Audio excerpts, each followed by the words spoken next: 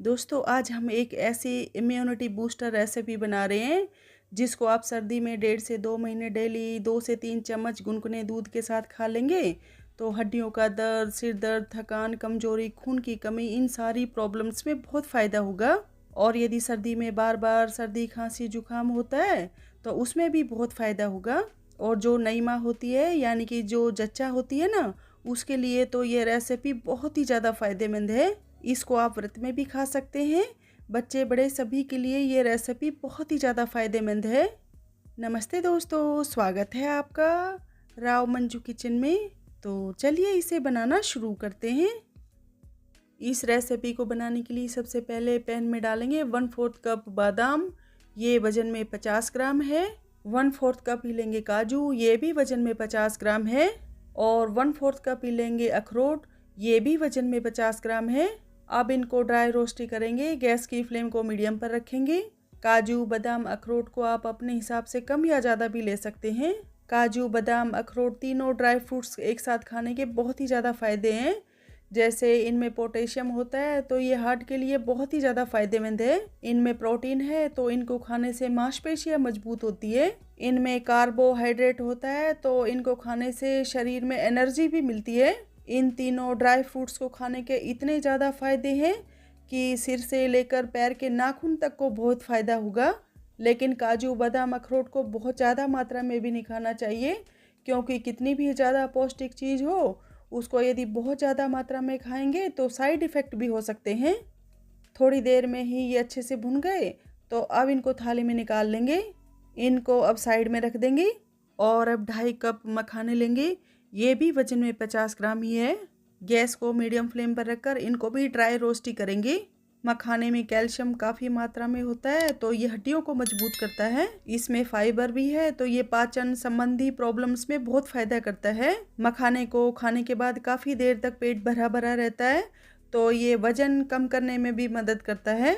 मखाने को दूध के साथ खाएंगे तो ये बहुत ही ज़्यादा फ़ायदेमंद है, क्योंकि मखाने की तरह ही दूध में भी कैल्शियम होता है तो कैल्शियम से हड्डियाँ मजबूत होती है। गैस को मीडियम फ्लेम पर रखकर मखाने को 3 से 4 मिनट के करीब हो गए भूनते हुए। तो अब एक मखाने को तोड़कर देखेंगे। ये देखिए मखाना आराम से टूट रहा है तो इसका मतलब है कि मखाने अच्छे से भुन गए। तो अब गैस को बंद कर देंगे और इनको भी काजू, बादाम, अखरोट वाली थाली में ही निकाल लेंगे। इन सारे ये चीज़ों को अब अच्छे से ठंडा कर लेंगे। और अब कढ़ाई में डालेंगे 2 बड़े चम्मच देसी घी। घी को अच्छे से गर्म कर लेंगे। घी जब गर्म हो जाएगा तो अब इसमें डालेंगे 1/4 कप बबूल का गोंद, ये भी वजन में 50 ग्राम है। गैस को मीडियम फ्लेम पर रखकर अब इसको फ्राई कर लेंगे। गोंद को अच्छे से पकाना है, ये हल्का सा भी कच्चा नहीं रहना चाहिए। बबूल के गोंद को कीकर का गोंद भी बोलते हैं। अब काफ़ी लोगों के मन में ये सवाल होगा कि गोंद किसको बोलते हैं और वो कैसे बनता है। तो बबूल के पेड़ में से एक चिपचिपा पदार्थ निकलता है, जब वो सूख जाता है तो उसको गोंद बोलते हैं। बबूल का गोंद औषधीय गुणों से भरपूर है। गोंद के लड्डू, गोंद पाक, गोंद का हलवा बनाकर दूध के साथ खाएंगे तो इम्यूनिटी स्ट्रांग होती है। सर्दियों में गोंद खाने से हड्डियों में दर्द, जोड़ों में दर्द में राहत मिलती है। गोंद थकान, कमजोरी को दूर करके शरीर को हेल्दी रखने में मदद करता है। इसको खाने से हड्डियां तो मजबूत होती है, ये स्किन के लिए भी बहुत ही ज़्यादा फ़ायदेमंद है। दोस्तों आप लोगों से छोटी सी रिक्वेस्ट है, आप मेरे चैनल पर नए हैं तो प्लीज़ मेरे चैनल को सब्सक्राइब करके मुझे सपोर्ट ज़रूर करना। और यदि आपने मेरे चैनल को पहले से ही सब्सक्राइब कर रखा है तो आपका तहे दिल से बहुत बहुत धन्यवाद।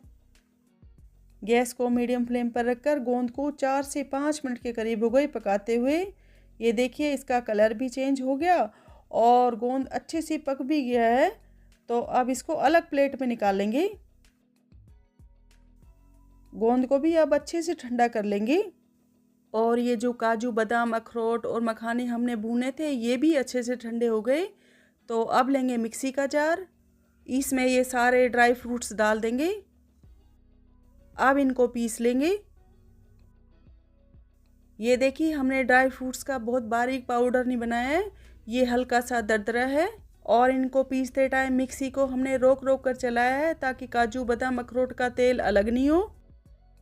और जो ये गोंद हमने फ्राई किया है ये भी अच्छे से ठंडा हो गया। तो अब छोटा मिक्सी का जार लेंगे, इसमें ये फ्राई किया हुआ गोंद डाल देंगे। अब इसको भी पीस लेंगे।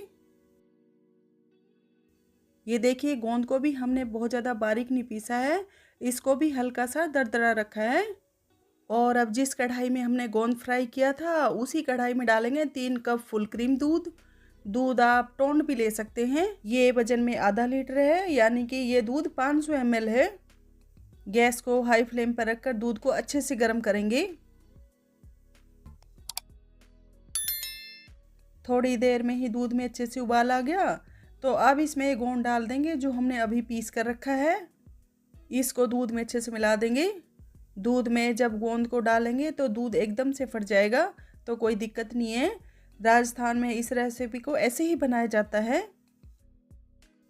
दूध फट जाएगा और गोंद भी दूध में मिक्स होने लगेगा, तो थोड़ी देर में ही ये दूध थोड़ा गाढ़ा गाढ़ा लगने लगेगा।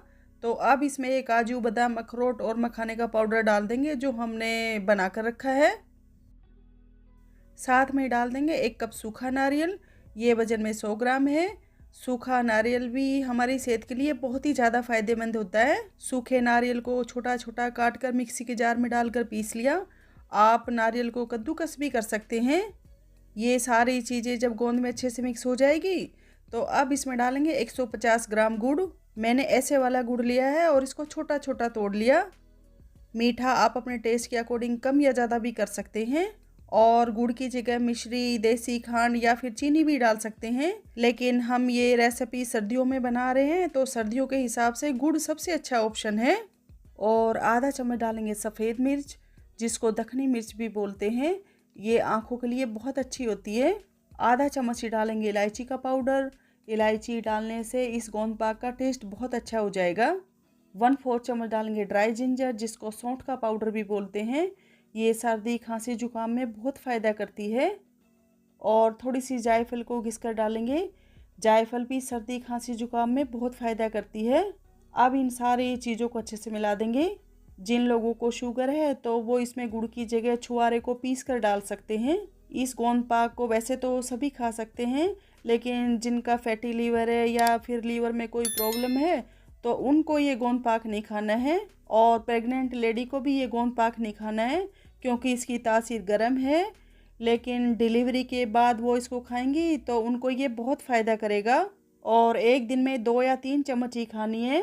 और छोटे बच्चे को तो सिर्फ 1 चम्मच ही देना है। इस गोंद पाक को बनाकर फ्रिज में रख देंगे तो ये 10 से 15 दिन तक भी ख़राब नहीं होगा। और जब भी आपको ये गोंद पाक खाना हो तो 2-3 चम्मच निकाल कर गर्म करके खा सकते हैं। इसको आप गोंद पाक या फिर गोंद का हलवा भी कह सकते हैं। ये देखिए थोड़ी देर पकाने के बाद ये कढ़ाई में चिपक नहीं रहा है, तो इसका मतलब है कि ये अच्छे से पक गया। तो अब हमारा बहुत ही ज़्यादा tasty protein, vitamin, calcium, iron से भरपूर इम्यूनिटी बूस्टर गोंद पाक तैयार है।